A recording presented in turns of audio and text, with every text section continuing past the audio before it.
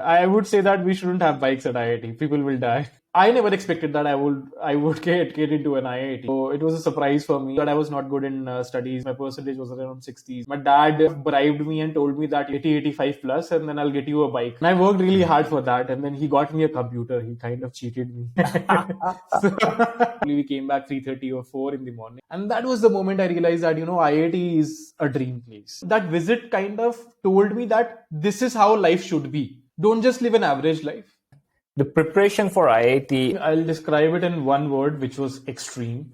I think you need to have a good support system. It's the other way around, I would say that. My friends got influenced by me a lot. A couple of my friends actually went to Kota for preparations. They believed that if they stayed with me, they'll probably get into IIT. Man, that's amazing. So I have a deep sense of belief, which kind of reflects. I'm very content with myself, what I'm doing right now. I'm doing things which I really love. Working hard and growth, very important to me. Let's say your business fails. What's going to happen? You can always go back into a job. If we are not going to create jobs, then who is going to create jobs? That was the whole mindset. I felt like, I have nothing to lose. But Nishant has been a great support to me. I have this philosophy that we all are ventures, small ventures or startup, and we have different stakeholders. Parents are stakeholders, friends are stakeholders. We have our advisors also, we have our mentors also. Hello, hi Amanjot. How are you, buddy? Thank you for joining IIT podcast. I'm so delighted. One thing I always think when I think of Amanjot is powerhouse of energy. I've never seen you without a smile. So thank you so much. And I'm looking forward to it. Thank you so much, Mohit, for having me. Really excited for this. I think this is something which even I was thinking to start, but I think a great initiative. Thank you, buddy. Thank you. So you are country head right now at Bitay, but we'll go to your college days when you were in IIT. What kind of student were you? What if you have to describe Amanjot as a third person, as a student? What would you say? I would say absolutely poor student, very reckless in terms of how a professor would describe me. I think I've seen a lot of glares from all the professors during my 4 years. It was a crazy ride. I think I never expected that I would turn up like that. But you never know. That's life. I think if life is predictable, I don't think nobody would enjoy living life. Absolutely. So apart from studies, what all things were you involved in? So studies were like you were in metallurgy. Yeah. Is that something you wanted to do, or is it because metallurgy is the one you got, it did not connect well with you, so you could not, get very involved in studies? Absolutely, the second option. I don't think so that people are interested in doing metallurgy or material science. They're not even aware of all these things when they're entering into college. As per my rank, I think I got the branch, and I just went ahead with it. I never thought too much about it. Because it was just part of a long or a big plan. Like you can't control all these things. We are fighting with, I think, 10 lakh aspirants or whatever the number was at our years. It's like, and if you're in under 4,000 or 3,500, that's a big deal. So you have to be happy about it. So that's what I did.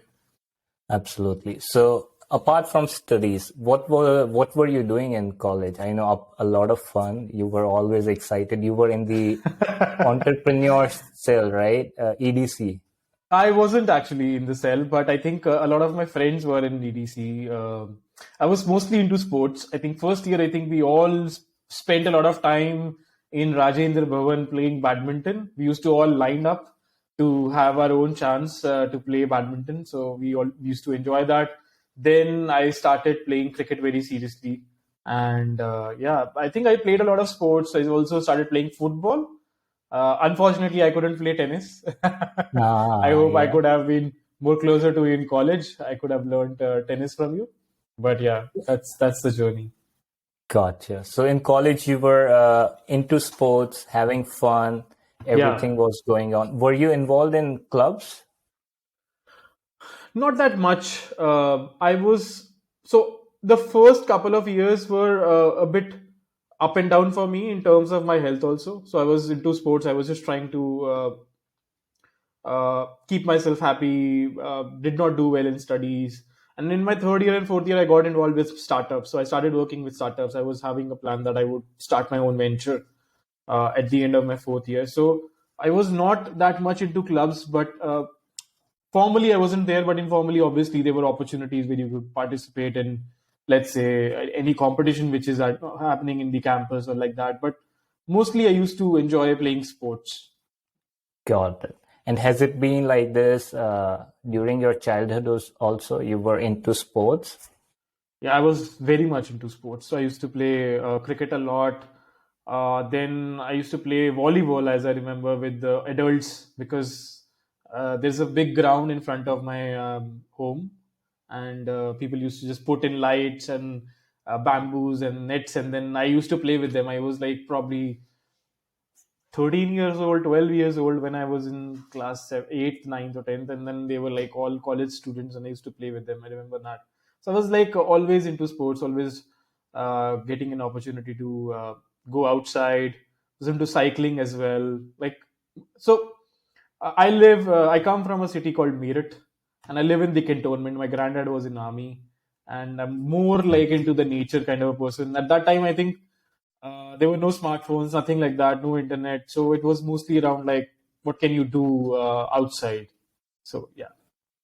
Got it. And how was the studies like? Because I want to hear, when did the dream of IIT came into your life, and how was the journey of pursuing it and conquering it?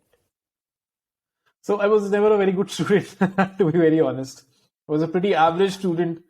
I don't know what I was doing, honestly. Like I'm still amazed. If I close my eyes, I don't know what I was doing. I was like just loitering here and there, having fun with other people. Yeah, it was like I cannot pinpoint to a particular reason why I was not that good in studies. Probably I did not enjoy the way we study in school. It was mostly like, you have to cram things up and all these things. But yeah, I still don't remember why I was not that good. The journey started in a very emotional kind of a way, which is like I think we can deep dive into that journey probably at a later stage. But um, like I never expected that I would get into an IIT. So it was a surprise for me, and then there was a big transformation that happened in me, like in terms of perception, in terms of how I approach life. Yeah. So, at what point you decided that you want to give IIT? Was it 10th and you prepared for 2 years, or was it 6th, or you did not prepare specifically for IIT, you just gave exam, or how did it work out? So it's a very interesting story. After 10th, I think, okay, I'll give you a brief background to that. So, as I told you that I was not good in studies. I was in my 8th or ninth standard, I was in my 60s. My percentage was around 60s. My dad kind of bribed me and told me that, if you get good marks in 10th, let's say 80, 85 plus, and then I'll get you a bike. And then I was deep into bikes. I was like, "Chalo, chalo, I'll get that." And I worked really hard for that. And then he got me a computer. He kind of cheated me. So, he got me a computer, and I was like, okay, this works, but this is not what you promised me. But eventually, I got a bike. I entered 11th, and I got a bike. I got a bike from my cousin brother at that time. It was a used Pulsar. And I think almost everyone was using a Bajaj Pulsar at that time. It was like, Yeah, obviously, like yeah. a kind of a dream bike for a 15, 16-year-old. So as you enter 11th class, especially in a city like Meerut, it's like everyone wants to do JE, everyone wants to get into either the medical preparation or the engineering preparation. So I think because I was from the PCM background, I joined a local JE preparation institute. But after a month or a couple of months, I kind of called my dad one afternoon after coming from the institute, said that मुझसे नहीं होगा. This is it. Like I can't Mm, continue. mm, And then he asked me that mm, why. I said that I'm not able to grasp things because probably it's too hard for me. I'm not able to. mm, I'm not able to do it. Probably I wasn't able to enjoy the studies that they were doing, like the way they were teaching. So I wasn't able to do it. And at that time, I kind of dropped the whole idea that I will ever get into JE. And then I started having a lot of fun in my 11th class. Like We were three friends, and we kind of used to customize our bikes. We used to go out for bike rides and all these things. We used to put stickers on our bikes, like, one, two, three, riding, three bikes riding together, our initials. So there is like, so it was like, my name is A, so my initial was A, and then there was a friend called Bharat, and then there was Pratik. So it was BAP. BAP was like that. Oh. Yes. So we come from that kind of background. We had a lot of fun in that way. We used to go to same Yeah. we used to go to same tuitions, like normal tuitions, like 11th and 12th standard kind of tuitions. So we were like three friends and had a lot of fun in that way. And we had the same teachers, but one of them was really special. His name was Rajesh. He was doing MSc in Chaudhry Charan Singh University in Meerut, and he used to give coaching in a very small room. So we used to take coaching from him, and we were very close. Actually, we used to have a lot of fun with him. Itna seriously padhte nahi the. It was very okayish, but he was very motivating in that way. He was preparing for GATE, so he was doing MSc. He was preparing for PhD, so he was preparing himself, and at the same time, he was giving us chemistry tuitions. So 11th actually went like this a little bit. And when we entered 12th, we again had the same set of teachers. But in June, we got to know that he had cleared GATE and he was going to IIT Delhi as a PhD scholar. And that was actually a very happy moment for all of us. So we were super excited. But I think at that night, I would say that it was either 6th or 7th June or July. I don't remember exactly, but this was the date, first week of any of those months. I actually cried that day because I felt like somebody Mm. who used to motivate me a lot, he's made into IIT and he's going to IIT. And Mm. that was, I think that was the trigger in a way. But what happened next was probably the bigger trigger. So in July, he kind of invited all of us to visit IIT Delhi. So he became hostel secretary. He won the elections. He invited us. We kind of stayed there for a few days. I don't remember how many days, but it was probably 3, 4 days.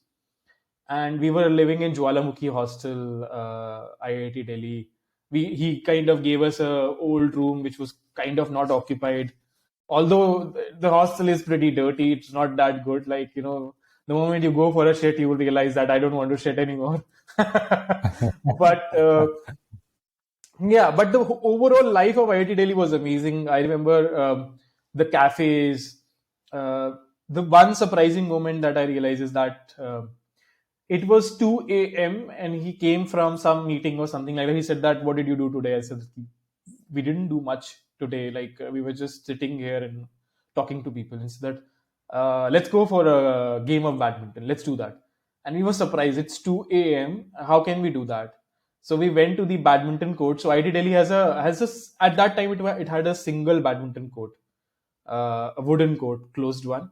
We went to the court, we lighted it up, and we had a few games. Probably we came back 3:30 or 4 in the morning, and that was the moment I realized that IIT is a dream place. Like that's a place where it should be, and probably that was the point I decided I don't want to just get into IIT. I want to get into IIT Delhi.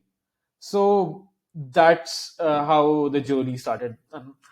As I told you, that it's a very interesting journey because it started from a small tuition class from Meerut and it ended up being in IIT Delhi. So yeah, very interesting. God, yeah. Wow. So after that visit, you were more into books and less into Pulsar. Can we say Yeah, that? absolutely. I I would see. say that I was still into Pulsar that much, but I just changed gears after that. I became very serious about. I think like that visit kind of told me that this is how life should be. Don't just live an average life. This is how you should be living your life. Like even if you don't make it, but at least aspire and try to live a life like this. That's what I learned from that trip, and that's what changed the whole journey. Got it. Okay. That's very interesting. Like how people around you, we definitely saw movies and we have superstars, but there are superstars in our life just around you. Your Yeah, friends, your family members, they yeah. keep inspiring you. So that's very powerful stories. The preparation for IIT, as people perceive, is very rigorous. You have to study a lot, you have to study very hard. Yeah. How was your experience? So I think I'll describe it in one word, which was extreme. Mm. It was a very difficult situation for me, which I actually put myself in because I wasn't a topper or even close to a topper. I did give Olympiads, NTSC and NSTSC, which are basically those national level competitions, but was not a very great performer in those. I was just trying to understand where I stood in terms of merit all over the world. So an average student who was doing just fine and getting marks in the middle of 70, 70 something. So so it was a big challenge for me to get into IIT Delhi. And in my first attempt, I actually got 70, 88 out of 480, out of which were like 50 were in chemistry, and then whatever it was Wow. left in physics and maths. Just imagine. So I kind of started my JEE preparation in the middle of class 12. Fortunately, my physics teacher at that time, Vinod Arora, he's actually no more with us. He died in a bad accident. So he kind of started a separate batch for JEE preparation. And he told me that, so he used to call me Pape, like generally, like, as a teacher, he used to be very close to me. And he said, Pape, I'm starting a JEE preparation batch. You should join that. And I joined that. And once I joined that, I kind of got confidence that I can actually crack JEE because I started learning physics, which was kind of difficult at that stage. So it was 12th. And just imagine this 12 students studying 11th physics for JEE.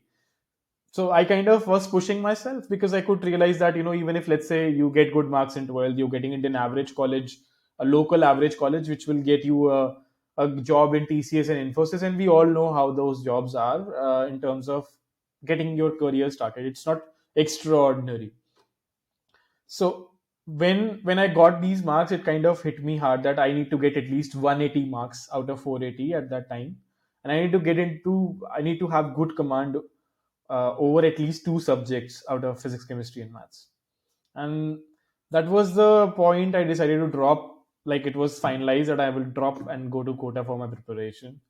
So I was actually accompanied by my best friend Pratik there. So out of the three, one actually went with me, and he played a huge role in terms of my JEE preparation. So we used to live in.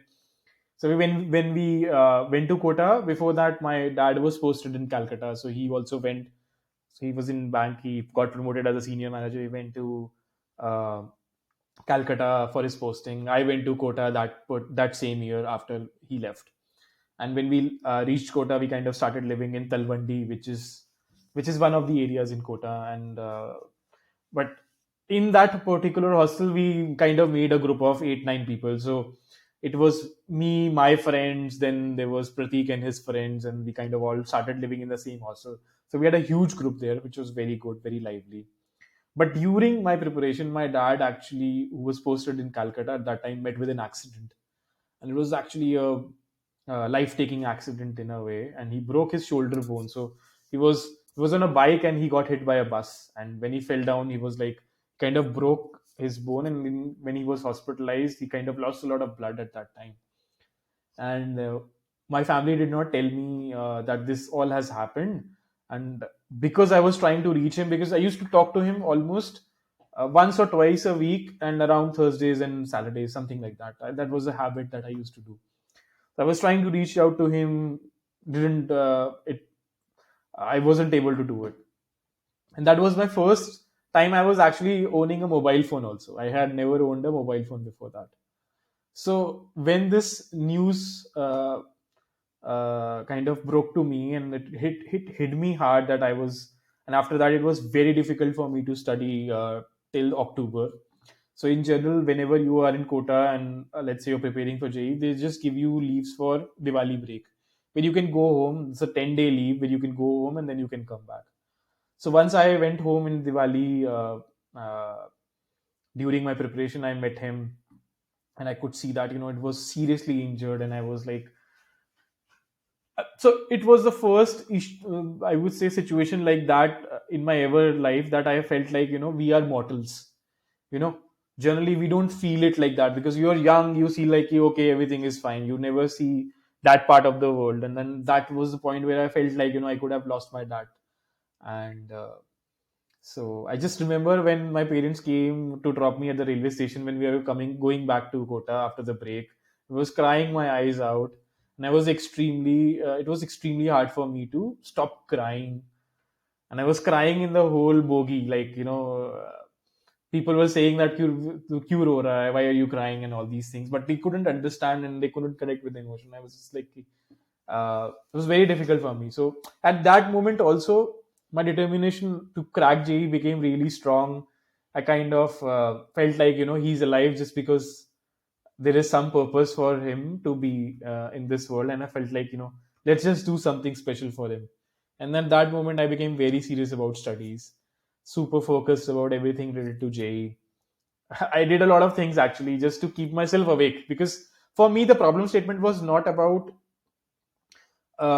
I can do it or not. The problem statement was to do it in like 6 to 8 months. So I had to spend more hours. So I started drinking a lot of water, just because that with the help of that I could stretch my study hours. I used to take like very hot showers, because that used to make me be awake and active for more. I used to take like 2 to 3 showers every day, like fatafat, Mm. like do it and be more active, study more, and all these things. So emotions were at an extreme level. Like I was like extremely emotional at that time. I was very violent, or also I would say very disturbed in a lot of ways. And that is where I think Pratik, who held was very nice in terms of making me feel uh, happy and then in a good state of mind. He never left me alone and I think if I would have been left alone at that very particular time, I would have never been focused, never been able to focus on studies, and never been got into IIT. So kind of give credit to him also, because he was kind of a good support to me during that time. And then eventually, when I gave the JE, then I kind of knew that I got into IIT, because when we calculated the marks, I could see that. And that day also I kind of cried, because we both were kind of calculating the marks together of each other, Okay. because there was the next day Yeah. the key was out and we were calculating, okay, kitna ho Mm. gaya is paper mein physics mein kitne, and then we were writing it up that okay, this is 50, 40, 30, whatever it was, and then we were kind of adding it up. And then I could see that mine was around 230 something, and then his was around 100 something. But I Uh, kind of, so I knew that so his approach towards JE was that he kind of did a lot of flukes. He said that I will go and I will just answer almost everything.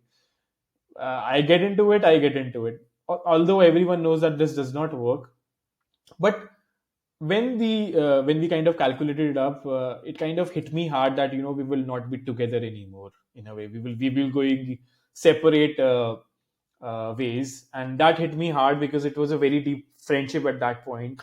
And I knew that I was going to miss my buddy, because so we play cricket a lot, so we are very competitive when we play cricket, so we were very close to each other in multiple ways. We had a lot of fun when we prepared for JE and in the class 11th and 12th. So it was again a very emotional journey in that way. So I remember a lot about those years actually, as compared to my late 20s.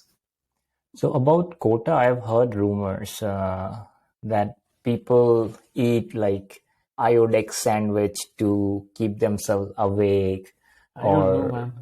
I never man, thought that like that. I think the first feeling that comes to my mind is yuck. Um, I had one habit that I can tell you from Kota, is that whenever we used to give these mock tests, it was basically 9 to 12 and 2 to 5, right? So in my first mock test, when I came from the first exam, I came back and then everyone in the hostel was discussing that, how did you do this? How did you do that? And all these things. And then after doing the discussion, I realized that I made mistakes. And that hit me hard. And then that kind of demotivated me. And I kind of lost the focus for the second exam. And I kind of ruined my second exam. And then I kind of made a rule that I will never discuss my paper in between. I'll discuss it once oh, I've given both the papers. between 12 to 2, you would discuss the first Yeah, one. I yeah, see. yeah. Okay. So what I used to do was, and I think this habit actually stayed with me for a very long time. I used to get very nervous when I used to give mock tests because obviously it was very important. It was also important in terms of shuffling. So Bansal classes shuffles the batch as per your performance in mock tests. So you get better teachers as you grow to the better batches. So it was very important for us to perform well. So I used to come back. I used to put my bag on my bed, go outside, and we had a we had a canteen. It was Sheila Chaudhary Nursing Home. It was a maternity hospital in Talwandi, just opposite to our hostel. I used to go to the canteen. I used to get. I want one Coke and one glass filled with ice. So I used to just drink that Coke very slowly. And that time it was like I remember there was a music channel called 9XM. उसपे गाने चल रहे होते थे music Yeah, songs I of that time, and I was like was having this Coke, chilled Coke, like almost freezing Coke, just to calm myself down, relax myself down, and then looking at the music, not thinking of anything else, keeping my mind blank. Then went for the next exam, and then came back, and then kind of discussed everything with other people, and that helped me a lot actually, because I think when you're in the moment and you're focusing on something, you shouldn't ruin your head in terms of thoughts, this thought and that thought, because it doesn't make sense. And I think as you are also a sports person, I'll ask you a question, which is, what are you thinking when you're playing tennis? So I'll share one of my favorite quote from sports world, tennis world. If you want to win, you have to stop thinking about winning. So Correct. I cannot think about result. When I'm playing, I just try to past, future, go out, just focus in that right moment. That's what I try to do, which is challenging because if you win, you lose pressure. So I try to just be in that moment. That's what I try. So I try to implement the same thing, and I experience the same thing that you experience in tennis and cricket, obviously. So let's say somebody's bowling fast and you're thinking of that you have to get your car serviced. How do you think that's going to go? Right? Doesn't make sense. So you have to be there. So what I would say that you're basically less. You're just reacting to the ball. That's how we play sports, right? And I think you should be in that phase in all the other activities also. So I try to practice the same thing in my work also. The reason why I'm trying to, or I'm able to do more in my life, is because when I work, I just work. I just don't think of anything else. So that's the thing. This is what I learned, and that has stayed with me. So, and a lot of people have reminded me that that you are the only person who drinks a Coke like this. That visual is so relaxing. Like just imagining Coke, Cola, and Nine. That visual is very relaxing. And one thing I want to say about sports is because we both are sports enthusiasts. Sport is a medium which brings people in that moment, which allows them to forget about past and future. Imagine World Cup final. It's a penalty shootout. Everyone is there. Nobody is thinking, I have to wash car or I have to do that. Correct. Everyone is right there. And that's what gives us joy, just being there 100%. And I'm very happy that, you're implementing that in whole life. That's my goal as well. I read a lot of scriptures, yogis, and the whole idea is being in the moment, just do what you're doing and you'll do great. A lot of people actually don't implement this. If you look at your family also, so you will see so many times you're talking to your dad or your mom. I shouldn't be saying it for you, but I'm just saying for me, I would say that so many moments when I'm talking to my dad and mom, my dad is looking at the television, my mom is looking at the phone while talking to me, and I stop talking because I feel like their focus is not there. There's a difference between listening and hearing, right? We all hear, but listening is different. Listening is when you're actually understanding what the words mean and how they are being said, and then you say something. So that's something which I feel like is missing these days. Because we are kind of so distracted in our lives that we have to do so much more, or we need to get that much information. I think small is more, I would say that. The quality deteriorates in that situation, right?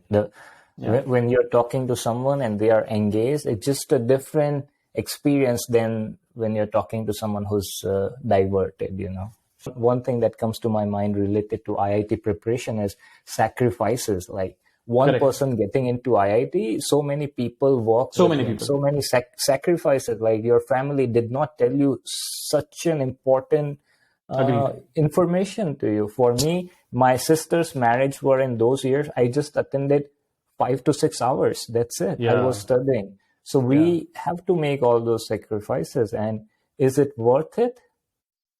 For me, yeah. I Yeah. mean, For me also, it was worth it. Yeah. you do pay the price, but it's worth it We for pay the price for achieving. everything, Mohit. Like Yeah. for every decision we take or not take, we pay the price for that. Mm. I want to share two quotes with you, and want to hear your thoughts on that. A road traveled, a road less traveled Yeah. is less traveled for a reason. Yes. Okay. The second quote is, sometimes not taking a risk is the biggest risk. True. So now we have two paths, and we have these two quotes. Which one resonates more with you? I think Or, both of them resonate with me. It's about choices. What I feel is the most important thing in life is timing, right? You can always start up, you can always solve problems. What is starting up? What is startup? Startup is a solution to a problem. So it does not mean that we have already solved all the problems. There are always problems to be solved. Like that's the evolution of our human race, right? So right now we are solving, let's say, globalized payments and tokenization via crypto. There will be more problems future. Like I feel like there will be probably more emotional problems that will arise because as we are moving towards more information, metaverse, and all these things, I think people will Hmm. lose contact with the reality. So you will have Hmm. those problems and you will solve them. So I think it's all about timing. Hmm. You need to decide that this phase of my life, am I willing to pay the cost Hmm. of, let's say, my health and relationships and what we were discussing right now, all these sacrifices? Am I willing Hmm. to sacrifice all these things for, let's say, a risk or Hmm. not? So Hmm. that's a choice. Yeah. Some people are risk averse, but some people like to take risks. But you have to choose them wisely if you really want to have Hmm. a good life. Otherwise, you can actually keep on taking risks if you are very much into risk taking. Makes sense. Like the sacrifices we did for preparing for IIT was something we agreed at that stage of time. Maybe not now. It just that's a Yeah, very good point. yeah. Like what you do at what time is very key. And you take risk in you keep things stable in a couple of departments, and you take risk in one particular department as well, right? Yeah, So everywhere it would be disaster. yeah, It that's why, can like, be. Yeah. so let's say you're 35, you're married, and you have kids, and everything is going well. Then you're kind of in a good state to, let's say, start up. But if you're, let's say, 28, broke, and Mm, not married, then you shouldn't probably start up, mm, yeah. because all the other things will probably haunt you to and take a lot of your emotional energy, because you're not Mm, in a good state of mind. You're not in a very stable state of mind to take a risk. So you're taking mm, risk in almost every department, right? yeah, yeah, absolutely. And the part that I think makes challenging is with these social media. We definitely know what everyone is doing, which is great, but at the same time, we need to consciously tell ourselves we should not compare, because Correct. someone is doing great in one aspect. If you open LinkedIn, your friends are doing amazing in their field. If Yeah. you open Instagram, probably they are living amazing social life. If you Yeah. open that, now there's no way you can outcompete everyone in every field, right? Absolutely. So you have to remind yourself, okay, these are my priority. I'm doing good based on that.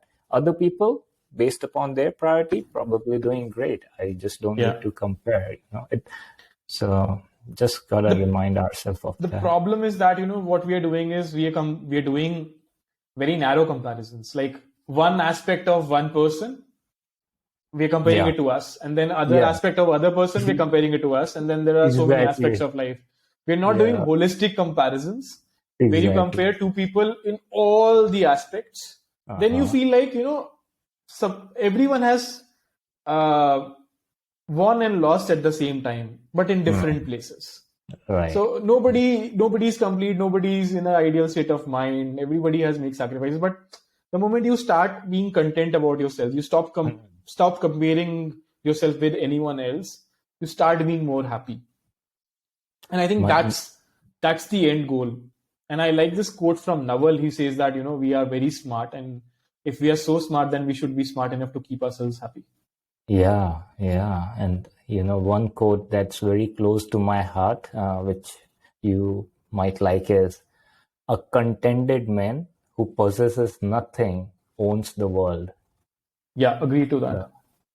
Yeah, definitely. And I think these things evolve as well. The importance we give to these ideas now are a little bit more than when we were in 20s.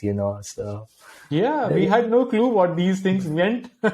yeah, crazy. Like 20s, 30s are just, you have no idea what you're doing. It's just, but I'm glad we had that experience. So it's been Absolutely, I interesting. think journey, it's all about different phases. We both were in the same college, almost the same course in a way, but we had different journeys, and almost we Yeah. learned different things with our own journeys, and obviously it's going to be different things, and that's the whole fun of life, and that's why we have conversations, because I share my journey and you share your journey, right? Yeah. Yeah, and I remember what you said on call with me, like everyone's journey is different. Enjoy yours. So simple, but very Absolutely. powerful. So Yeah. everyone, enjoy your journey. It's special, unique for you. So make the most out of it. Enjoy it. So when you got into IIT Roorkee, uh, how was that first experience? I mean, because for me, I haven't been to IIT like you went to IIT Delhi. So for me, it was different. But when you came to IIT Roorkee, how was your first exposure? Did you got what you expected, or were there surprises? I think there were a lot of surprises. I just felt like the whole institute and the people of the institute were not that uh, empathetic uh, towards us as students. They kind of were like, okay, it's the same story year by year, and we don't care much about you. Starting from, let's say, the counseling session, and the warden of the hostel, and the support staff or the mess staff, I would say that. So I just found overall the people in the administration were not that nice. They were probably on the verge of being very rude, not very helpful, I would say that. I think the hardest thing, I think, that I felt adjusting to was the dirtiness of the hostel toilets, as well as how our mess was maintained, the food. It was very difficult. I come from a Punjabi family, and the way we eat, I think we all, I think, we kind of, it's like, it's something. Food is something which we kind of think about almost every single time in a way. So for me, to get into that and to eat that machine wali roti was so Mm. difficult, and I couldn't adapt to it very easily, and I was feeling very homesick also. Was fortunate that I went into IIT Roorkee, and I come from Meerut, which is just 3.5 hours away. So I used to visit my hometown a lot, and I think I also felt like people were very different. Like, so I already had a very good friend circle in my hometown, but when I went into IIT, people were very coming from different parts of the country, coming from different cultures. Um, Very serious, studious. They were not into, let's say, friendship and bonding together that much. It was hard to for me get along with almost everyone in a way. Like, it was hard to find, and then so the first 1 to 2 months were like very challenging in terms of getting, or you can say, adjusting into the whole ecosystem. Yeah. And I can see that because I think your story is probably very different from most of the average story, because average story they study for 2 years and then get into IIT, right? You were Yeah. having a lot of fun and Yeah. going on the BOP bikes. So your mindset was different, right? The people Yeah. over there, don't have that mindset. So it might take, some time for you Yeah, to mingle with those people, right? Yeah. There should be bike. If there was a bike club, I think then you would have a different experience, right? But they don't allow I bikes. don't How think was so. that? How was I that? don't think You like, so. I would say that we shouldn't have bikes at IIT. People will die. well, was that a surprise? Like for me, it was surprise that in IIT they don't allow bikes. Like I IIT, knew and you are about in it. college, and from IIT Delhi. I kind of knew about it from IIT Delhi that bikes are not allowed and everything. So yeah, Oh man, you I pick remember it IIT. was only allowed for scholars. You pick IIT over Pulsar. That's a big decision. No, I think it was a no-brainer at that time. You can Okay. any time have fun, I would say. So how was your evolution at IIT? So from first year to fourth year, what are the things that you found that you liked? Things that you didn't like, or maybe some advices for first year students who are getting into college. Like what should be their strategy once they get into college for 4 years? So my first couple of years were very difficult. I became sick in my first year. I had a very hideous eye infection, and I barely passed my first semester. I remember I had a CGPA of SGPA of 4.7, Really? which Oh. might come a surprise for a lot of people, but I barely passed. Although in my second semester I picked up studies, but I still got an attendance back because I was not going to some of the classes. I was not well actually. I just had an eye infection that way. Like it was a regular occurrence. So that kind of hurted the whole momentum, I would say. So I was never able to get back to, let's say, uh, being good at studies, and then kind of that became an attitude also. In a way, I thought that I'll probably not push myself a lot. I'll keep or take good care of myself, and I'll just do okay. Probably I'll just end up being around a 7 pointer or something like that. Although it was I just felt like it was really important to have a good CGPA in the first couple of years, and obviously it was because it was a cutoff for many companies. But then I realized that you can also work with startups, and you can also start up of your own, and there were other options as well. Although sitting right now, it's easier said than done. When you are in college and you don't have a good CGPA, you're like scared as shit. So that Mhm. was the same case as with me. But probably I would say that good set of friends, and probably I'm decently strong at heart also. So I just didn't felt too concerned about it and just pulled it off in one way or the other. So I would still say that the first half or the first couple of years were very difficult for me in terms of a lot of adjustments and everything. But the second half, I kind of realized what I wanted to do. I realized that I wanted to start up something or join any other startup and or remain in the startup ecosystem. So I started networking, started working also. Actually, I started working with a couple of startups part time with small capacity, and that is where I kind of started learning a few skills which were required in the industry at that time. So yeah. Got it. How about your parents? What do they do? Because that would help me understand a little bit everyone as well. So both of my parents at that time were government employees. My dad is a retired chief manager from Punjab and Sindh Bank, and my mom is a government school teacher. She's still teaching. This is the next session is going to be her last session. She retires next year, and Oh, yeah, nice. both of them are government employees, very conservative in terms of approach Got. towards life. So how did you like your natural inclination was not towards business? That's not something you were Yes, surrounded with when you yeah, grew up, right? So what yeah. happened? How did you got inclined on that path? I just felt like, after getting to IIT, I just realized that this is a risk worth taking. Like, even if, let's say, your business fails, what's going to happen? You can always go back into a job. So I think And I heard a lot of lectures and stuff also that, if we are not going to create jobs, then who is going to create jobs, right? So that was the whole mindset. I felt like, I have nothing to lose. So my fear of failure was not there, and then I felt like I'll give my 100%. If it works, it works. If it does not, it does not. So yeah, so I just felt like, let's do it. And you said you got a strong heart, and I totally agree with that, because what you shared, what you went through first year, second year, I could never imagine you were going through that. Whenever I Yeah, look at you, you always have a smile on your face, full yeah, energetic. So that's a very good trait you got, buddy. yeah. Thanks.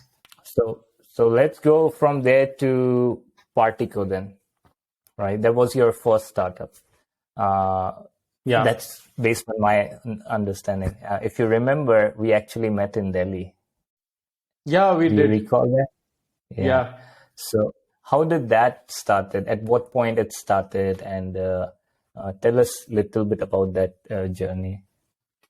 Okay, so I think I need to give you a background to that, which is in my fourth year, I was about to start a e-commerce startup into the sports industry. So Meerut is a very famous for sports, and I had a friend who was managing the dealership, or oh, sorry, the distributorship of Yonex, Stag, Stiga, all these racket ones. So he kind of manages that in Meerut, and he told me that, if we can create a brand or an e-commerce platform, we could actually uh, be profitable, because obviously I can get stuff at let's say zero margin from the factory, and then we can actually create a profitable business out of it. And that kind of like that idea, because that was something which was already happening when we were in our third year, which was 2011-12. We could see that, Flipkart came up, Myntra was picking up, all these e-commerce platforms were picking up, and then Jabang was also there.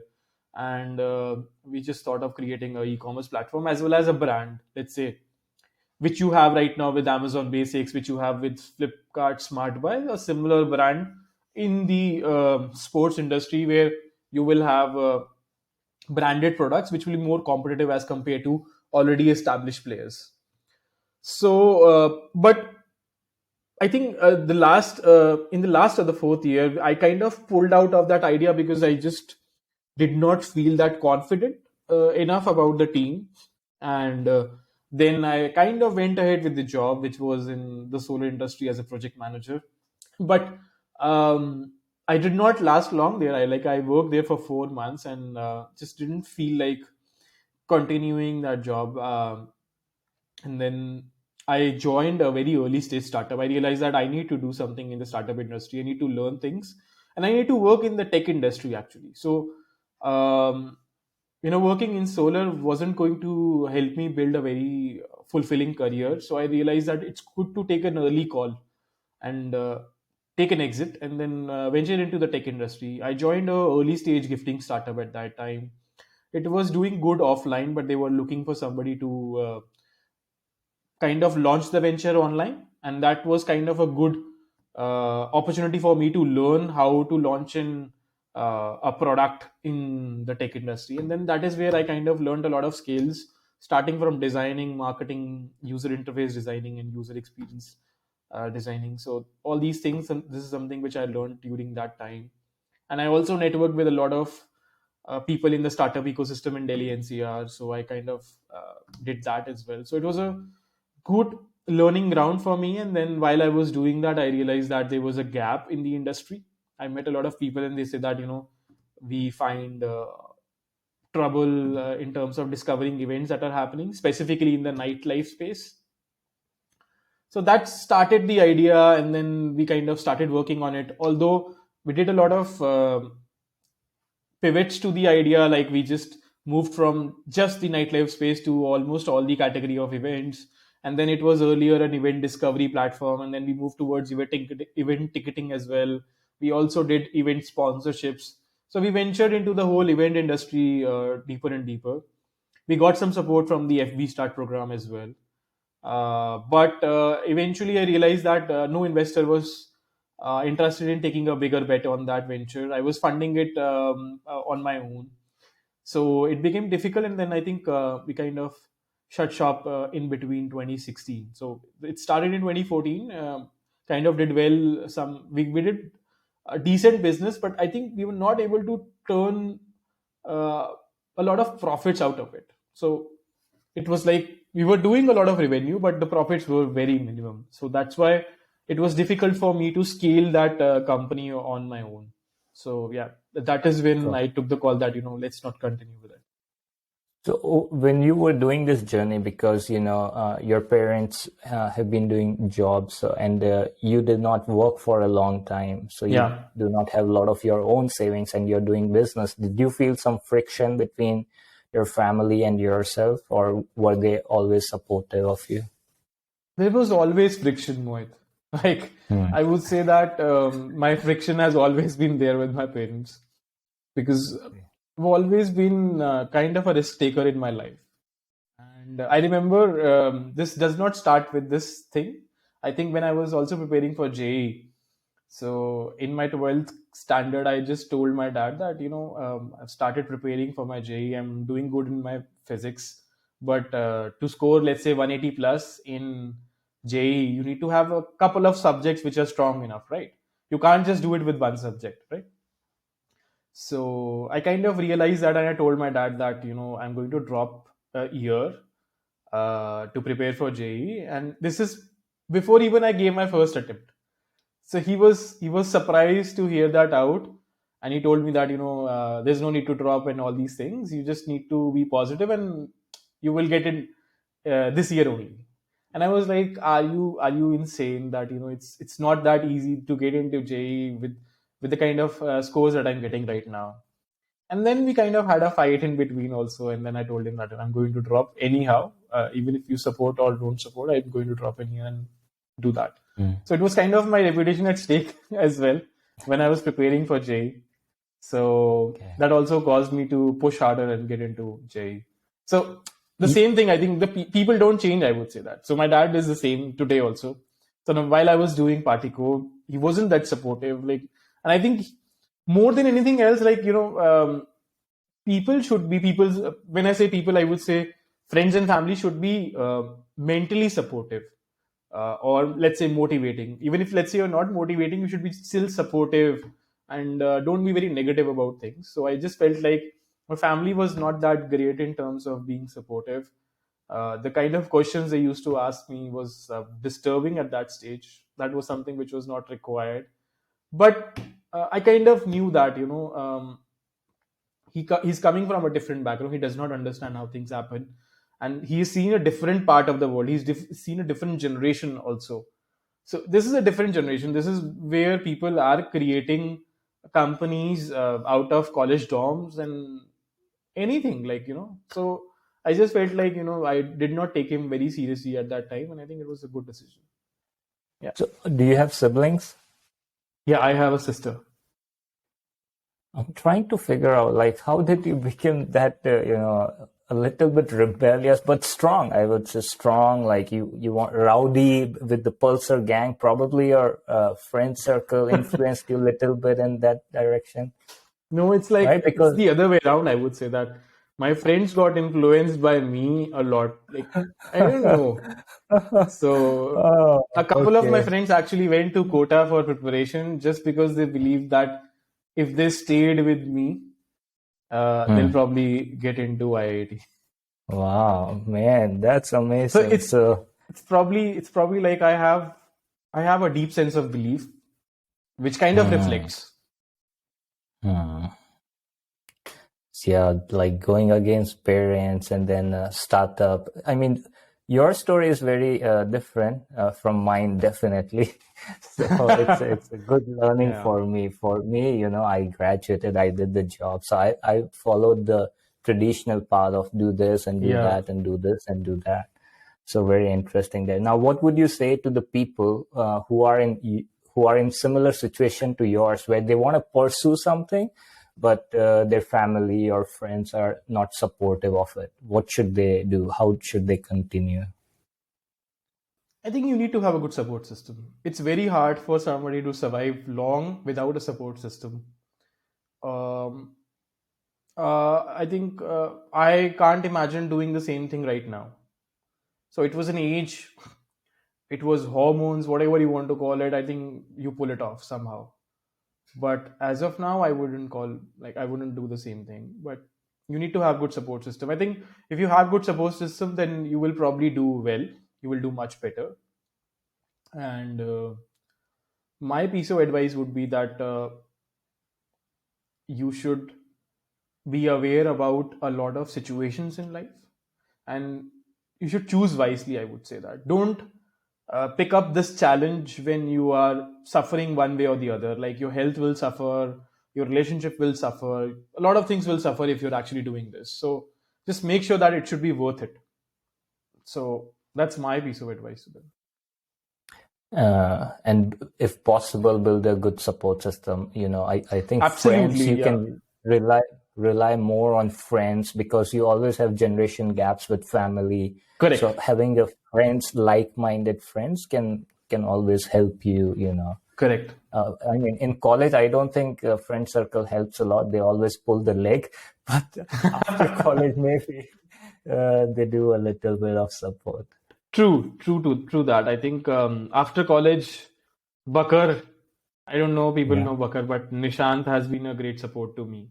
And we've become quite close, and we've done a lot of trips, and we've kind of been there in our difficult moments as well. So I think he has been a good support system for me, for sure. Shout out to Bakar. As we said, we have superstars among our friends. So you never know. Just Absolutely.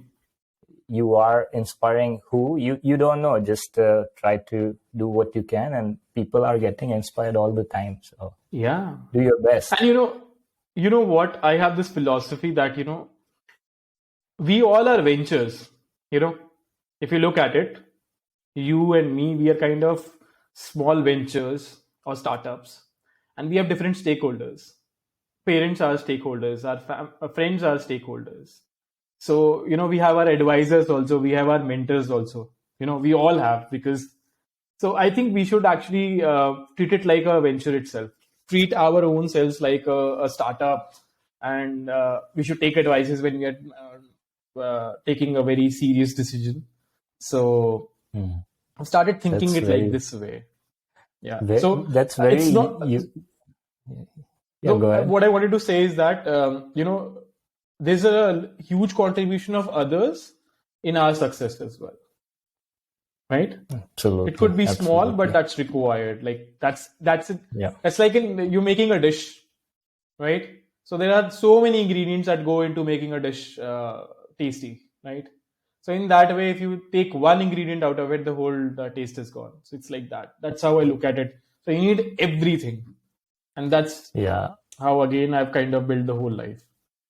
And I loved your perspective on thinking yourself as venture. That's something I can understand it very well, but I never thought about it because you're in this industry. You gave a very good analogy of stakeholders. That's true. Parents are stakeholder. You have to keep them happy. Absolutely. Friends, they have their expectation. You might not agree with them, but you have to do it sometime just because you want to maintain them happy. So that's very good. Yeah. Now, let's talk about again fourth year. When kids are in fourth year at college, they have many options: IIT, MBA, MS, UPSC, entrepreneurship. So many options are there, right? It can be a little bit overwhelming. In your Yeah. case, I think it's very clear that from early Yeah. stage you were clear what you wanted to do, right? Yeah. So I guess maybe from your story we can learn that try to figure it out during 4 years what you want to do, and if you get connected, just do it. For you connected at third year, you were working in startup, so you knew very early what you wanted to do after graduation. I think that's not many people are in that situation, so maybe you can speak about what is it that you were doing that helped you to connect in that space very early. Were you exploring more rigorously, or it just happened that you got connected to that field and it connected with you? I think I tried a lot of things in my college time. Like it was not like I was doing one thing specifically. So I think I tried a lot of things. I tried participating with EDC guys, other clubs. whenever there was an opportunity. I just try to understand myself. I think when we are young, we are not aware of our own selves. And one thing that I've learned is that, we end up doing jobs which actually suit our personalities, right? So if you understand your personality well, let's say if you're a people's person, if you're not a people's person, you will not significantly change over the period of years. So you need to understand that. I was always people's person, so I'm good with people. I understand them well. I work very nicely with them. So I kind of ended up doing something which was uh, that itself, right? So what I would say is that it is really important to choose the direction correctly, not where you are in your first year, second year, third year, fourth year, or even let's say 1 year of passing out or 2 year passing out. How old are you? You would be 24. You would be 25. It's not a big deal.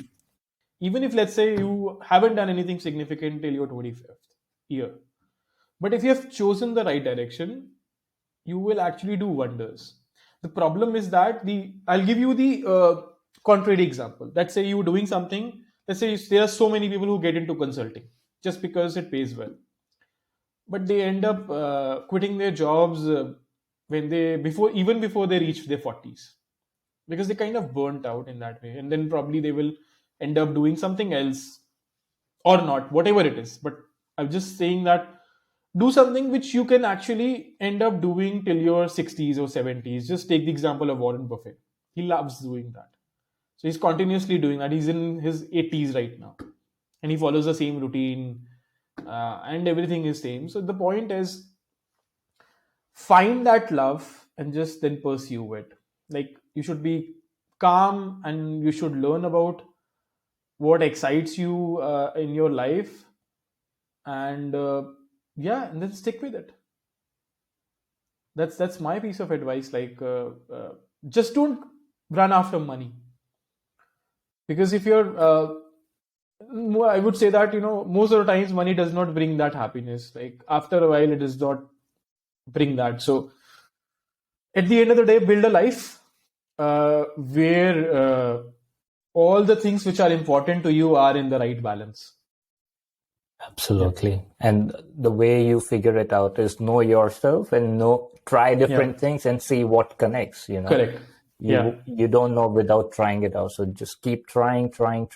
And once you figure out what clicks, and that's where, like in spiritual world, they say grace, because there's something which is beyond our understanding that what's going to connect. So just keep try, something connects, right? Yeah. That's why experiences are Oh, important. absolutely. So we talked about college a lot. Now we move out of the college. You already shared your story of Particle. Yeah. So can you give a little bit high level overview of how was your journey? So what did you do after Particle and to till date? How has that journey been? Sure. So while I was doing Partico, I also floated a services company called Activate to keep the product Partico afloat. I started consulting companies in a personal capacity, and when I was consulting them, I also started getting some work, some IT development work and project management work, and then I thought of sharing my product team with that. So I kind of floated a services company. It was the same team, but kind of two faces. One was a product and one was the services, and then kind of that picked up really well. I got a lot of projects. I got a lot of projects from the alumni circle, uh, through my personal network, through the startup ecosystem. So that went really well. And then once I kind of took the decision to close the product, I kind of focused on the services company called Activate, and it scaled it to 30 odd people. And but I actually never wanted to do services business. It was just that it was a circumstance where I kind of ended up doing that. And at the same time, I was exploring startups and something new to do. And then I joined Delhi Angels. I started taking care of their deal management. I started working with their startups in part-time capacity, because that was really interesting to me. It was also giving me an insight about fundraising, angel investment, and everything. So while working with startups, I was working with a crypto startup. That company got acquired by a Swiss company called LCX, and parallelly, I actually had exited my company called Activate. So another one of the product companies actually, which was kind of paying us in Activate, raised funds, and then they kind of acquired the whole team, and then it was a good exit for me in terms of at that point where I was in my career, and because I really wanted to do something in the product side. And when that happened, Mm. and then this company raised funds from, or this company got acquired from LCX, that founder approached me and told me that, we're looking for somebody to build a team for LCX in India, and I thought that it was a great opportunity to learn about crypto sector hands on, because I was trying to learn about the sector from 2016 onwards, 2017 onwards, but because you're not actively working in a product, you don't learn, like, from a surface level. You will just learn from a theory perspective, but how things work, how an application works, or how a blockchain works, and all these things you don't learn by just reading it out. So I thought that it will be a great opportunity. So I joined LCX as a director of product management in 2018, late 2018, and worked with them for 2.5 years, built four products, including an exchange. We also built a security token exchange, like a security token offering platform where you can offer securities. We were working with the famous actor called Wesley Snipes for a movie fund as well. So it was an amazing journey in terms of understanding the whole crypto ecosystem, which is very global and decentralized. So I built a network in the whole ecosystem, and then. But what happened was that while I was working at LCX, after 2.5 years, I felt burnt out because I had not taken leaves. It was really difficult in terms of the learning curve, and then I kind of took a short break in between uh, in April 2021, a couple of years back. And then after that, I joined Bitay, which is a Turkish cryptocurrency exchange. So I'm the country head right now, and I'm launching that exchange in India. Right now, we're kind of making preparations to the product as well as doing some marketing and PR in the country. But because of the regulations that we have in India, we are not able to launch the product. We have to prepare and kind of make sure that we are regulated and compliant. So that's what I have been doing. Parallel to that, I've been also working with a blockchain called Tezos. So I take care of their growth. I work with them as a growth consultant. I work with projects and kind of shortlist those projects, uh, understand their requirements, and give them grants. So the grants are in the size of $10,000. So anyone who's actually building on Tezos blockchain is bringing adoption to the blockchain. I kind of process those grants for $10,000. Yeah, that's what I've been doing recently.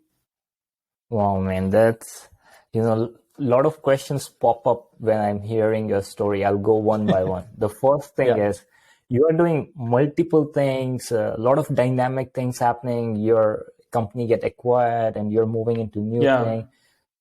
Who, how are you making sure you're making the right choices? Like, are you thinking by yourself? Are you consulting friends? Because we do make choices in our life after we Yeah, graduate and we are not sure what's right. So what's your consulting, framework there? I think again, as I told you that, treat yourself like a venture. I do have people who I consult with, and I give them the options and I hear them out, and then I ask them, why are you saying like this? So the most important question that I've started asking people is why. And if that why is the same why I have, then I definitely go ahead with it. The other thing that I've done is that I've tried to now build a balance in life. I'm not going very heavy in terms of work. I'm playing a lot of cricket these days, and Hmm. would love to continue doing that. And at the same time, as much as I can do in terms of the work part, I am trying to do that. So I do. How I look at it is, I kind of set some goals every year, and I try to achieve them one way or the other. And I also know where the industry is headed, so I kind of try to be ahead of the curve, ahead of the learning curve. So right now I can speak that, there is a lot of uh, advancements happening in the gaming ecosystem, the Web3 gaming, which we call blockchain gaming. So I've already started learning about it. I'm trying to be ahead of the curve. So this is how I kind of do it. So when I pick something new in my career, I make sure that that's futuristic. That's the number one goal. Mm-hmm. Gotcha. So, man, when I'm listening story, I'm scratching my head. Dude, you're going through so many options, and these are big options, switching and all that. So very interesting. And But you the became ecosystem is like that, Mohit. It's a different ecosystem. It's a more agile ecosystem, smaller companies distributed globally. So when people say that you are at certain position or certain position, I don't think so. I don't think it from a very serious way, because it's a very small company. Let's say a company of 100 people which is spread in 20 countries. Then how many people are there in single country, right? So mm-hmm. we have to look it from that perspective. But the good part about that is we kind of learn a lot about the global way of working, and we're working with the top leaders, the brightest mind in the ecosystem there. Did you fail with the titles? You were VP and you were founder. No, I did not. Did that Yeah. never? Okay. Yeah, I don't think so. That doesn't make sense. Like it has to be like, I think it. Honestly speaking, I think it's the combination of where you are, right? The company has to matter a lot. Na? If you're a startup, anybody can become a founder. Anybody can become a co-founder. It's so easy these days. But a co-founder of what? What are you doing?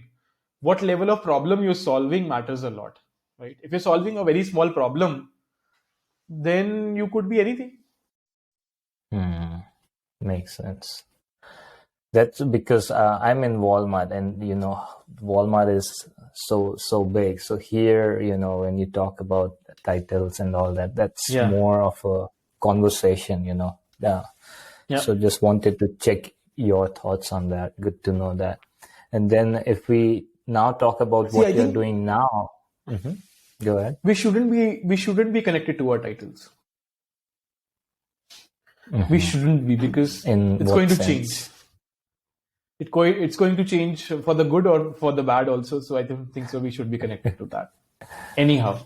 So I don't feel it like that. Although you need titles in terms of setting up the hierarchy, as well as probably setting up the way uh, how you dealing with, let's say, local markets. For some unknown reasons, God's grace, we got disconnected, and when we reconnected, I think we were talking about titles, and you were telling we should not talk about titles, and it got disconnected. So we Yeah. will not talk about titles. I don't want this to get disconnected. Yeah. Title Okay. doesn't Cool. matter. Okay. So now that you are in crypto world, Yeah. how would you explain cryptocurrency to four category of peoples: child, teenage, adult, and expert? So if we start with child, how would you explain cryptocurrency to a child? So if I have to explain it to a child, I would say that it's like a coupon that a shop owner gives you in place of the money, in the case when that shop owner does not have a change. So in generally they write it up that I owe you this much money, and then I give it to you, let's say. And but the coupon is only as good as the shop future. If the shop is shut tomorrow, then the coupon is not valid. It's not valid somewhere else. So it's like that. Okay, beautiful. How about teenager? This is probably for a teenager. I don't know how I would call it to a child, I would say. Okay. How about an adult, someone like me? Yeah. So I think for an adult, I would say it's crypto is like a committee which is run by a group of individuals, and it's again as good as the trust you have in those group of individuals. Like in general also, like our parents kind of invest in committees that बोलते हैं ना मैंने committee डाल रखी है, ये कर रखा है, वो कर रखा है. It's like that only, where a bunch of individuals are kind of representing some sort of value or utility in some kind of a process. So I would like to explain that. Gotcha. And how about an expert? To an expert, Maybe. I would say that crypto is a privately owned asset, issued privately, and it can be regulated as well as unregulated. Awesome. Now, the coupon one, I'm an adult, but I like that one. That makes sense. The coupon Yeah, is only because as good as store yeah, feedback. so I think almost everyone has heard of Sodexo tokens, right? Sodexo coupons that a lot of people used to get in terms of in part of their salary number or a CTC, that you get these coupons. So it's like that. So I'll give you an example. So when I visited IIT Delhi in 2008, so in IIT Delhi, you don't give cash to the canteen owners. Like in IIT Roorkee, we used to give cash, correct? But in IIT Delhi, if you go to that hostel at that time, when I was telling you 2008, you go to the administrator, used to give them money, and they used to give you tokens, coupons. Like do you remember that when we were in college in mess, we used to get egg coupons in terms of Mm-hmm. 5 rupees and 10 rupees, right? Yeah, It yeah. is like that. Hmm. But let's say IIT Roorkee changes their rules, and those coupons are of no value at all. Got it. Absolutely. And this concept is there in melas also when we go to mela. Correct. And I always felt like one of the downfall for consumer of that is now I have to use it, which is Correct. good for the owner, because now you have to use it. Like if I bought Yeah. 50 rupees, now I have to do the math. Okay, chow mein plus pav bhaji or Yeah. two pav bhaji, I lose 5 rupees here and Yeah. there. I'll give you two more examples. I think that will give you more clarity. Mhm. Whenever we go to Smash, we have to use a Smash card, right? Smash what? Smash is basically fun activity kind Okay, of a got it. center Yeah, yeah. in India where you do bowling, you do sky karting, Yeah, got it. darts, air hockey, all these places. So basically a fun place. They give you a card which you have to use in terms of accessing all the games and activities. The other example is something which is connected to almost everyone. The currency that RBI is issuing is the same thing, Mm. right? It does not. Yeah. It's not backed by anything. It's just that it's a promise which the governor of the RBI is making to us, that this is worth 100 rupees, but Mhm. it's not backed by anything. That's Mm. and we've already seen Sri Lanka suffer, and if you are closely watching, then Pakistan is also going through the same crisis in a way. So what's the benefit of it? Because coupon wise, I am seeing a downside as a customer because now I have to spend it with you folks. What's the benefit of it? Is it because I trust the group, I select a better group, so I buy the better cryptocurrency? The benefit are multiple, I would say. I don't look at it as like a cryptocurrency. I look at it as like digital assets. So I'll give you a vision. Probably you will connect with it. So as we are moving forward, we nobody wants to keep their money idle, right? They want to keep it invested. So let's say you have zero savings. Almost all of your money is invested in Walmart's shares, correct? Let's say. And tomorrow you want to buy an iPhone, right? Why not use the Walmart shares to buy the iPhone? That's cryptocurrency or digital assets. So that's what I'm looking at in that way, that you can buy things with a share. So digital assets are basically a share in a network which represents some, or let's say no utility. Let's say it could be no utility, it can be some utility in the network, right? Mhm.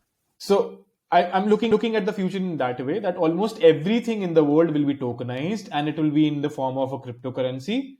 Even your INR or your USD will be in the form of a cryptocurrency, but these will be kind of managed by the government. So every transaction that you do in the world will be on a blockchain. The blockchain infrastructure is evolving very quickly. So Mhm. earlier we used to have 10 transactions per second, 100 transactions per second. Now we are almost close to half a million or a million transactions per second, which is huge. Mm. So if the transaction costs go below, let's say 1 cent or zero Mhm. point 0.1 cent, then almost Mhm. every transaction will be on a blockchain and it can be audited at any point in time. So this will help us in terms of bringing transparency to any system, Mhm. and the auditing costs will go low, and all these frauds and scams will also be reduced because, at the end of the day, E&Y is a private auditor. At the end of the day, any company who is doing rating of any kind of a financial product is a privately owned company. They could have benefits. You can see so many mutual fund managers and mutual funds having benefits when they invest in IPOs. It's basically your and my money that they're investing in IPOs, and then they kind of make money out of it. They don't make money with the growth they bring to our money. They get commissions and kickbacks in one way or the other, right? So all these things can be reduced with the help of blockchain and digital assets, or digitizing assets in a way. So that's the vision. Everything will be tokenized. I can few of the things I caught it, few of the things bounced it. I'm not in this world, but yeah, I'll, for the general audience, I think maybe they got some idea like me, maybe some got more. It's definitely something very hot topic these days, evolving. I'll give you another example, which is again connected to the example that I gave you earlier, which is, let's treat each individual as a venture. Let's say I tokenize Mohit, and Mohit is coming from a middle class family. He says that you pay me for my education, and you get these many tokens, and I'll pay you with the earnings that I get after I complete my education. So somebody who's investing in Mohit, obviously it's mostly our parents in a way. I'm just giving you a very different perspective. Can get some kind of benefit out of you in terms of investing in your education, and you pay them back in the form of, and it can be done with a smart contract as well. So when you say tokens, like I understood the concept, but if I ask you a little bit detail, that I as a venture, someone said, hey, I want to give him, let's say 1 lakh rupees for my studies. And when I graduate and when I start my earning, I will give you back what, 1 lakh or 2 lakhs or 10% of my salary? How does it could be anything. It could be anything how you want to structure it up. But I'm just saying that in the place, let's say somebody lended you 1 lakh rupees, and in place you give him 20% of your own tokens. Okay. We kind of tokenized you on a blockchain, and 20% of your tokens could be given to him as a collateral or as a security for lending you 1 lakh rupees or 2 lakh rupees, whatever it is. And you pay them back and you buy back your tokens.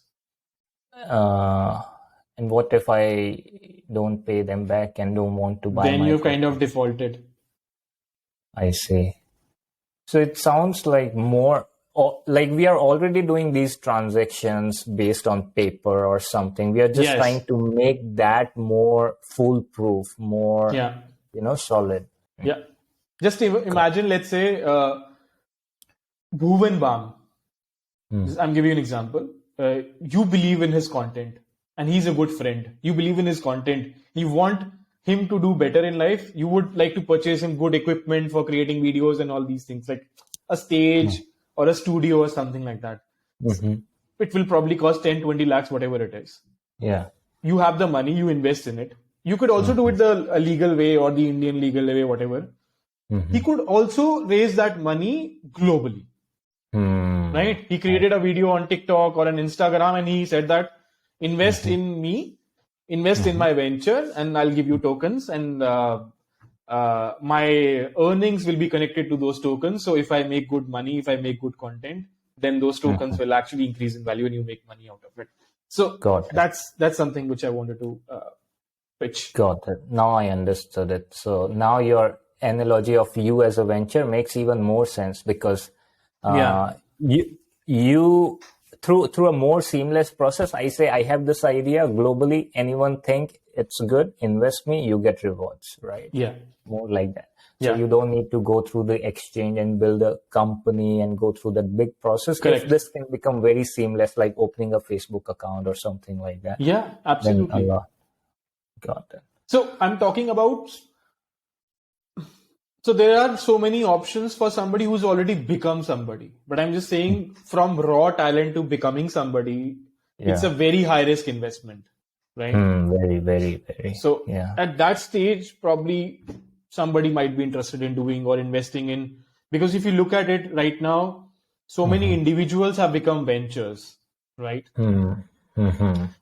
Stand-up comedians, athletes, hosts, they've become ventures in their own, like big ventures in that way. So Mm-hmm. if you, let's say, discover talent, and I think Mm-hmm. all these talent discovery shows do the same thing. Like singers also, what they do is they say that, your earning for the next 2 years would be all going into our bank account or something like that. It's like that only. So they sign contracts. Like talent discovery platforms do the same thing. Mm. So it's Gotcha. it's it's very similar to that. So now what's your plan for next 15, 30 years? It's very hard to say for next 15, 30 Yeah. years, but what's the tentative plan or the North Star that you think you would like to follow? I think one thing is pretty much sure, that I'm going to be in the crypto blockchain space for the next 15, 20 years. I might start a project of my own, uh, but I'll probably wait for the right time. I'm kind of enjoying my current phase of life very much. I'm kind of living a very college life right now. I'm working really hard. I'm playing cricket. I'm taking good care of my health. I've started cooking as well, and I've moved towards a very healthy and sustainable living. Once I feel like I'm kind of saturated, then I probably start a project in the crypto space itself.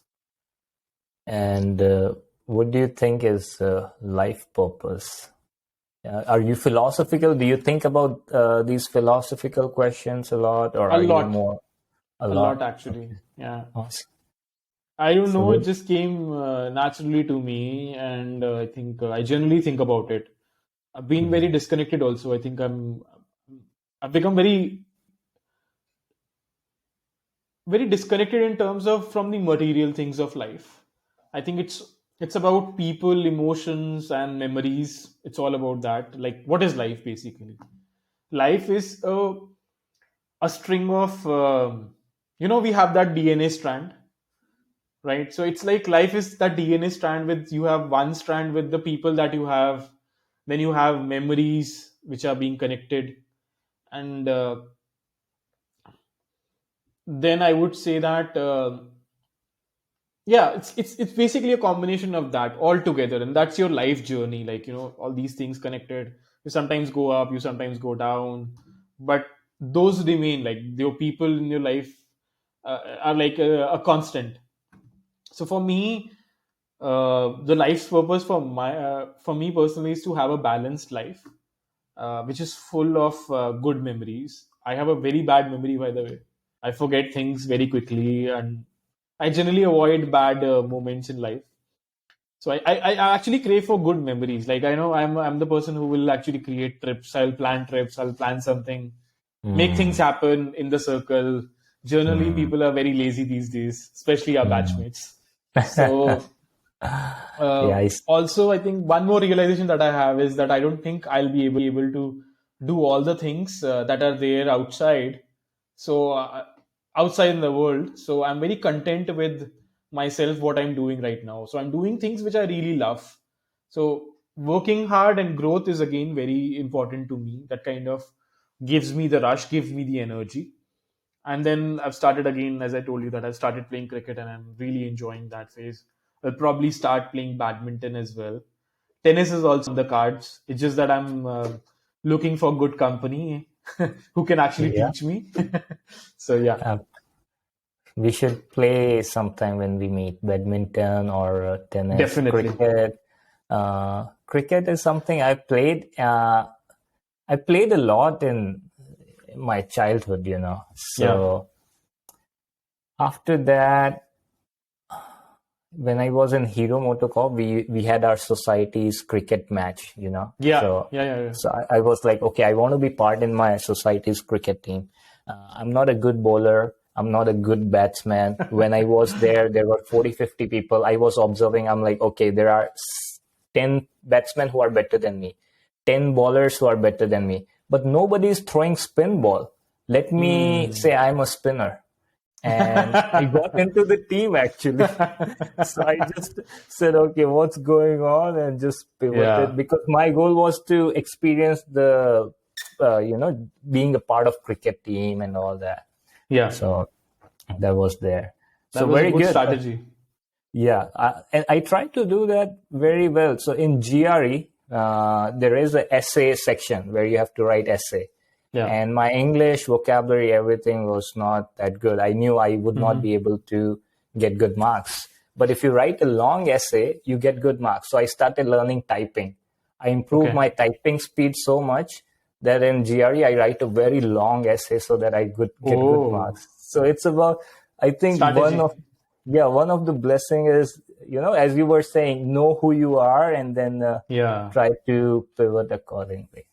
Agreed. So, all right. So now we move on to rapid fire round. So we'll see some of your spicy personality things. So, do you prefer texting or talking? Talking. Indoor or outdoor? Outdoor. Competition or collaboration? Competition. End result, like win or loss, or the journey? Journey. Learn from a teacher, a master, or self-learning?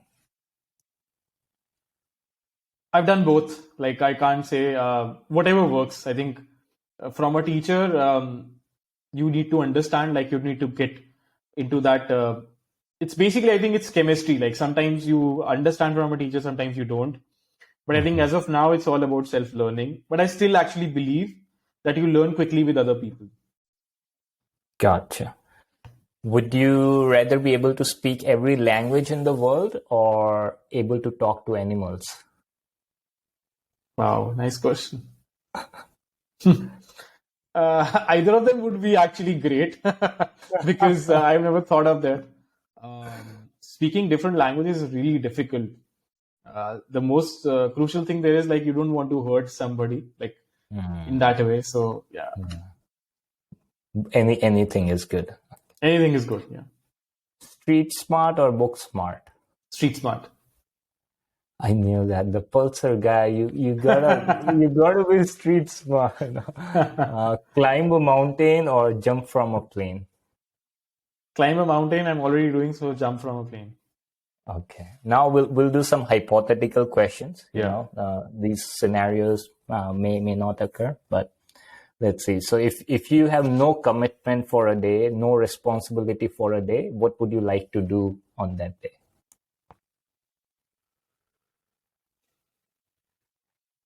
I'll probably not do anything. Just just relax. Yeah. I think so. I'll probably not do anything. If I'm actually supercharged, then I'll probably do something in adventure sports. Gotcha. And if you could be invisible for a day, what would you do? I'll probably follow up with Elon Musk, understand how he thinks and how he does things. He's definitely an inspiration model for a lot of our generations, Absolutely. right? Yeah. Absolutely. If you could ask God one question, what would it be?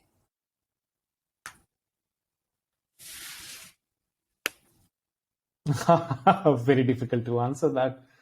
God. I don't think so. We have the ability to question God. No. If you got a chance to ask a question to God, not question him, but ask a question like, hey, God, why did you do this? Or why is it like Yeah. that? Why is life so unfair? So unfair. Yeah. And if you're sent back to 10th grade, would you pursue the goal of IIT? Definitely.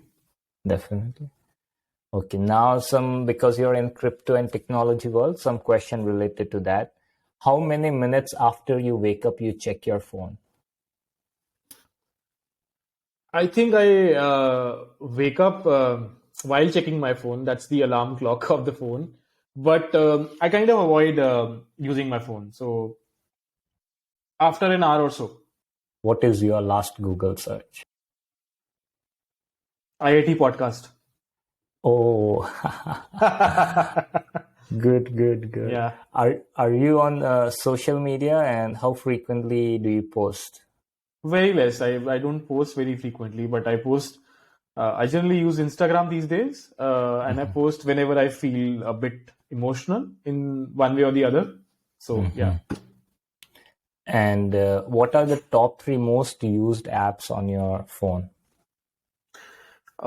it has to be Gmail, WhatsApp, Slack. Slack. Oh, nice. So you guys work on Slack a lot Yeah, we use Slack. in crypto.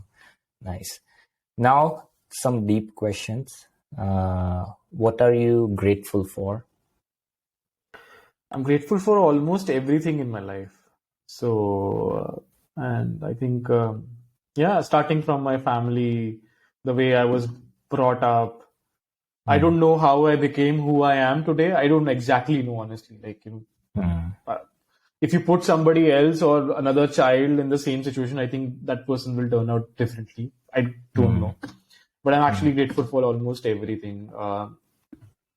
The friends that I have right now, the career, everything, the health, the mindset that I have right now. I'm a very happy space right now. mhm, And I see that people are not that happy. And when I mhm, talk to them, I just feel like, I never feel like this. So I'm happy. mm. I'm in a good state. Very good. That I can echo as well. When I heard your story, I'm like, Amanjot was going through all that. I could never make it out because you always comes out as very happy, joyful person Yeah. enjoying it. So I Yeah, agree on again, I that. think I just never felt like, that's the end of my life. Like, okay, Mm, we all have setbacks. If you actually just sit mm, down and then you're not going anywhere. I think it's all about moving on. You solve it. You solve problems. Life is all about solving problems. You will have one problem or the other, right? Sometimes it's J, then you have getting a job or starting up, raising funds, getting married, having kids. These are all, if you look at it, then uh, these are all very difficult phases of life. But you have to enjoy all these phases of life, and that's life. Like, what else? And any advice, or maybe I should say, the best advice you have ever received from someone, book, movie, people? I think one advice or one dialogue that actually sticks in my mind almost every single time, every single day is be careful about your choices and responsible about your actions. This is from a movie called Peaceful Warrior. It was again based on an athlete. I don't know if you've watched it or not, but so the gymnast, correct. So it was not a very popular movie, but I remember watching it in my third or fourth year, and then I watched it like almost 6, 7 times after that. And every time I kind of watch that movie, I kind of learn new things. So I kind of do this now. I'm responsible about our actions. I'm responsible about the people that I have in my life. So I cut out a lot of noise consciously. I take decisions very consciously. So that's another reason why I'm in a good state of mind. Absolutely. And I enjoy your WhatsApp status, working out. I know the guy is now focused on working out, bulking muscles. Then you're into cricket, making centuries, coming into Yeah. newspaper or TV articles every week, attending the Yeah. conferences. So it gives me joy, brother, to see the experiences you're having and the great state of mind you are in, the balanced life, giving 100%, whether it's cricket or whether it's being the crypto world. So, I'm, as I was saying, people inspire you. So you inspire me to be more cheerful and joyful. So Yeah. continue to do that. And I learned a lot on this podcast. I knew, now I can say I knew very little about you, but now I know a little bit more about you. So, Yeah. through this podcast, that's one of the intention, connect with people more. So just grateful, Amanjot, for taking time. It's fun. I enjoyed talking to you. It's been great. I hope you had a good time as well. And with this, I would like to conclude this podcast. And If any of you guys have any question, just comment below. And once we have a good question, we probably in future do round 2 where we ask their questions. So thank you so much, buddy. Thank you so much, Mohit. It was a pleasure to be on this podcast, and I think I would say one of the main reasons why I wanted to do this podcast is because I think it reminds me of the best times that I ever had in my life. Otherwise, it's a fade memory now. We are all Yeah. oldies. So yeah, it's like good to be college life. So me and Bakar actually went to college for 15 days and lived there in the campus itself. Wow. So it Wow. was so fun. It was so fun. We were living like college students, but with a car, Uh-huh. inside the campus. So it was super fun. We were playing, going to the canteen, having food whenever we wanted to. It was like super fun. I think you should try that sometime. So much fun. Yeah, college would have changed quite a A bit lot. from the time we A were there, lot. right? How A was the lot. environment? Because with the social media and all, did you notice some significant difference? The biggest difference that I noticed was that people were not much into sports.